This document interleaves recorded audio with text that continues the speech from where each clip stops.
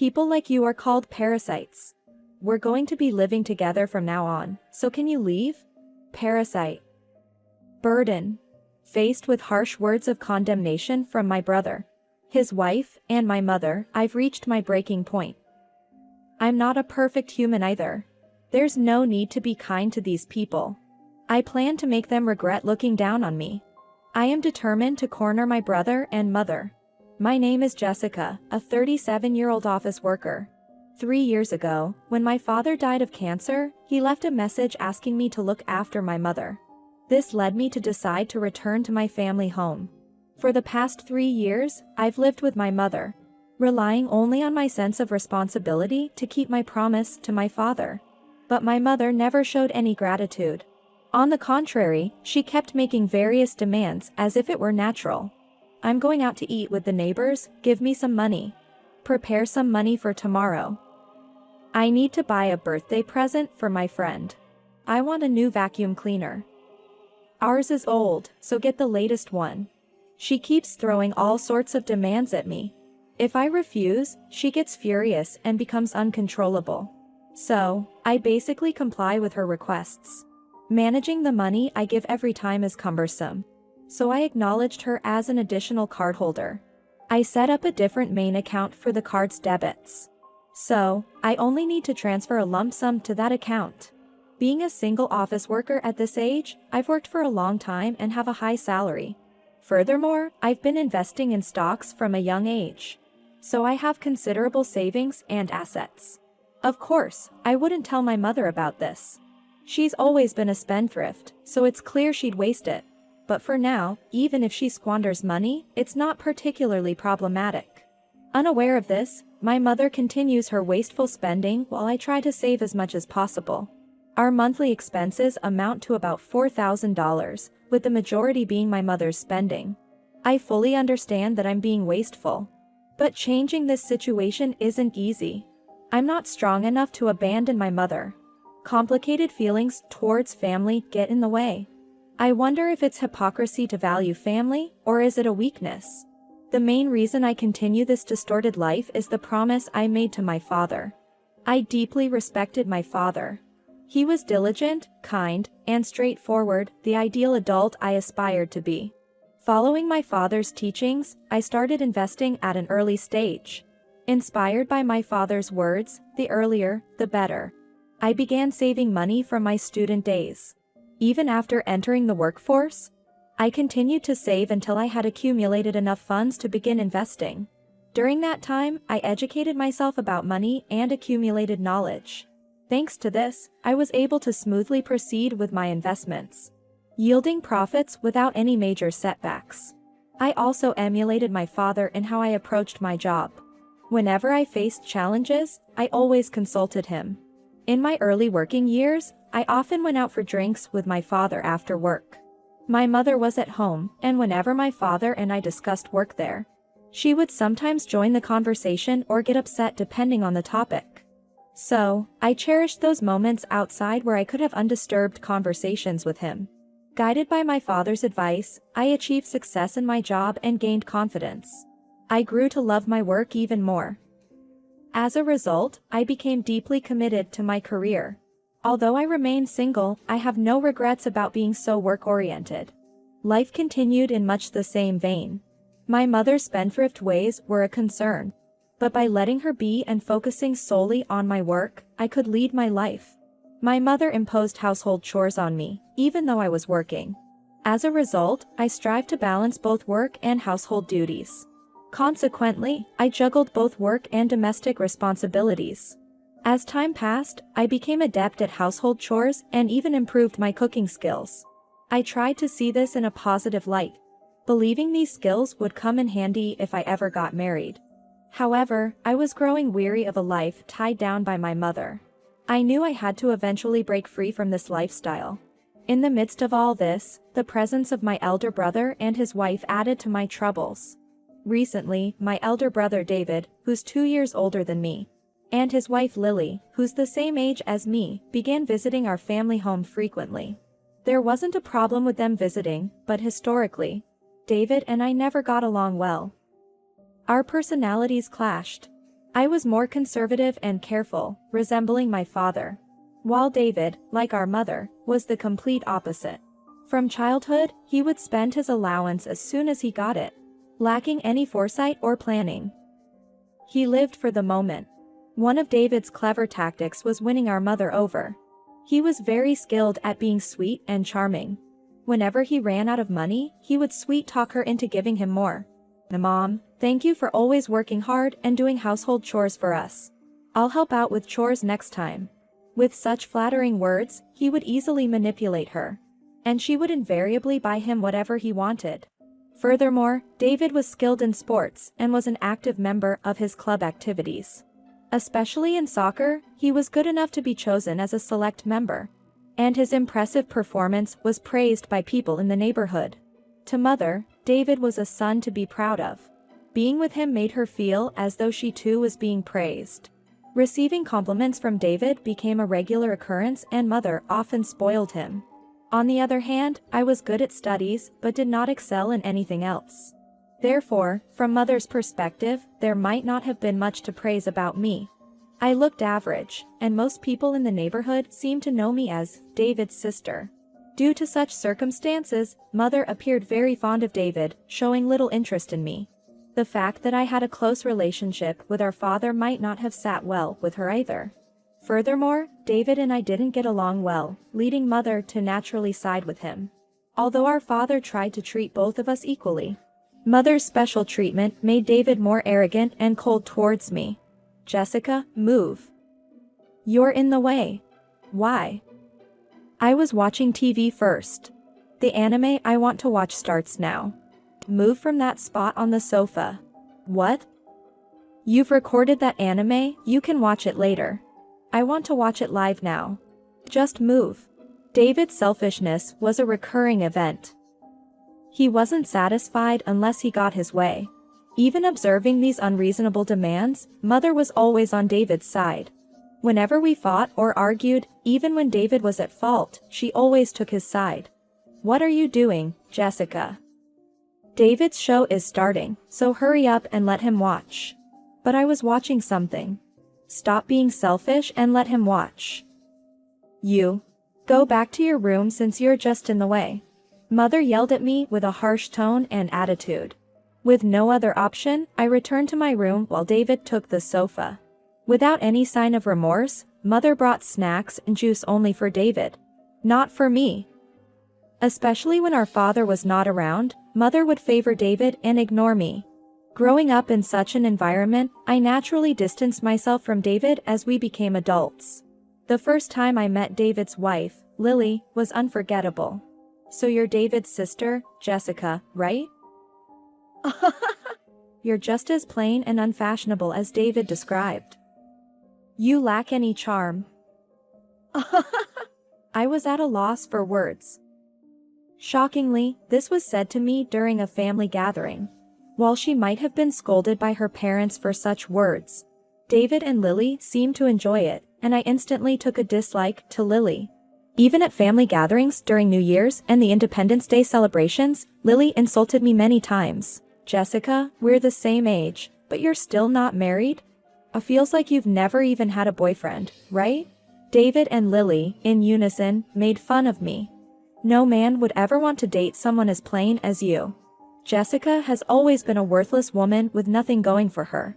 David and his wife took advantage of my father's absence to belittle me. My mother sided with David, only laughing without defending me. Thus, every time the family gathered at our parents' home, I felt uncomfortable. Several years ago, due to David's job transfer, family gatherings became rare and I had some peace. However, recently, David returned from another transfer. Since then, regardless of the season, he has been coming home every weekend. Their frequent visits have been a great inconvenience to me. And if anything, their sarcasm seems to have increased. "You're still as plain as ever, huh? Living at home at your age? That's unthinkable. Do you know they call women like you a parasite single? It's embarrassing to have a parasite single as my sister-in-law." David and Lily are right. It's truly embarrassing as a parent. Ignoring the fact that I support my mother's lifestyle, I shut myself in my room whenever David and Lily belittle me like this. Even though David and his wife don't particularly want to spend time with me, I often notice that they go out to eat with my mother.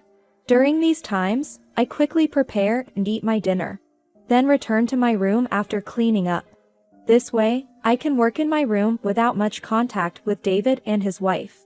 However, the frequency of their visits increased day by day, and it seems my mother treats them to meals every time. I was surprised many times when I saw the credit card statements. They often went to high-end wine bars or barbecue restaurants. Moreover, most of the designer items David and his wife wore were bought by my mother. I couldn't help but question this situation where my mother lavishes them with gifts and treats, and they accept it as if it's their due. At the end of my patience, I once confronted my mother about it. "Mom, you're spoiling David and Lily too much. With the dining out and all. They both work, so why don't you let them pay sometimes?" When I said this, my mother's face turned bright red with rage. "Who do you think you are, lecturing me? How I spend my money on David and Lily is my business. Have you forgotten the favor of letting you live in this house?" Mother raised her voice and exclaimed. It seemed she felt as though she was doing me a favor by letting me live with her, which took me by surprise. Considering she's been depending on my income and everything I've done for her, it baffles me how she could make such a remark. The only reason I live at my childhood home is to honor a promise I made to my father. It's not because I want to be with her. Which took me by surprise. It seems Mother shared our recent spat with David and Lily, and they came to the house a few days later and said the following. "Jessica, enough is enough. The only reason you've been able to live in this house is because of Mom. How dare you go against such a kind-hearted woman? People like you are called parasites. Jessica, you should leave this house." "Excuse me? You heard us, right? We're going to be living here with Mom from now on. Could you please leave?" Parasite. Burden. The couple, along with Mother, lashed out at me fiercely. My patience was at its end. I'm not a saint.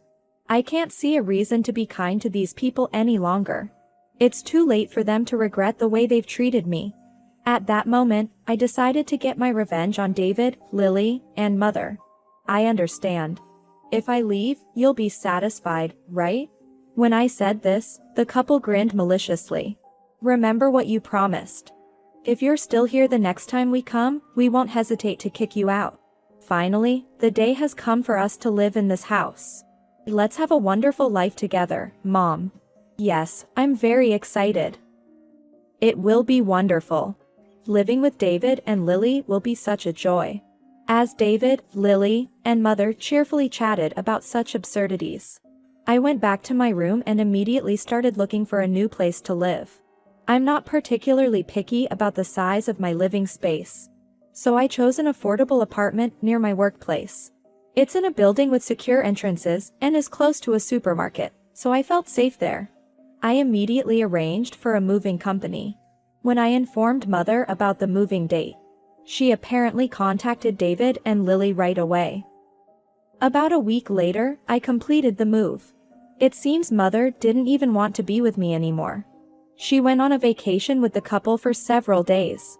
They scheduled their return to coincide with the day David and Lily would move their stuff into our family home. As expected, Mother called me soon after. Mother's voice was filled with shock and anger. "Jessica, what is going on? Why are the furniture and appliances gone?" "Well, I bought them with my money, so it's only natural for me to take them with me." "What are you talking about? Don't be ridiculous. They were all bought by me. Did you forget that you begged me to replace the furniture and appliances? And I bought them for you? I paid for them with my money. Anyway, all the money you've been using is from me. Stop talking nonsense. I've been paying with my own credit card. Don't lie to me." It seems Mother had forgotten that the card she was using was provided by me. Mother only remembers things that suit her, but I didn't mind. I casually ended the call. Eventually, Mother decided to buy new things. But she couldn't buy anything because I had emptied the bank account linked to Mother's credit card. A few days later, I received a call from David. Mom's credit card isn't working. What's going on? You're the one behind this, aren't you? David's tone was full of anger, showing that he had a sharp intuition. I just did what was necessary. Saying it's my doing sounds so negative. I was kicked out of the house. I used to support my mom's lifestyle, but that's no longer needed. I've emptied the bank account linked to the credit card she's been using. I can't stand her spending recklessly anymore. Wait, does that mean all the living expenses so far were covered by you? Didn't you know? All the wines and grilled meat you and Lily enjoyed. Designer clothes and bags you wore proudly. Everything was bought with the money of the sister you've been looking down on. Is that so? So, all this time, we've been unknowingly taking advantage of you? Exactly. How do you feel now, David? How does it feel to realize that your lavish lifestyle was thanks to the money of the sister you mocked? You guys are so proud, it must be humiliating. But you're talented, so earning that much money shouldn't be a problem for you, right? I provocatively said it on purpose. David seemed to be at a loss for words, looking very frustrated. Damn, why the hell to you? It seemed that David's wife, Lily, had been listening over speakerphone as her voice chimed in. Why didn't you tell us sooner, Mom? Doesn't that mean you have absolutely no money? Mother seemed flustered under Lily's accusations. I always thought there was a lot of inheritance from my husband. I'm sorry. While it's true that our father left some inheritance, due to Mother's excessive spending habits, he couldn't leave much. It was for this reason that he advised me to amass as much wealth as possible. I'm sure you all can figure something out, right? I've only done as you told me, David. I'm cutting ties completely with you, Lily, and Mom. So, I'm hanging up now. Wait. We're not done talking. Ignoring my brother's protests, I hung up the phone and blocked his number. Later on, I received emails from both Mother and David asking for help. From these, a new revelation came to light. Apparently, David had quit his job, assuming he'd have a leisurely life living off the presumed family wealth. With the constant luxury he was provided, it's not surprising he had such a misconception.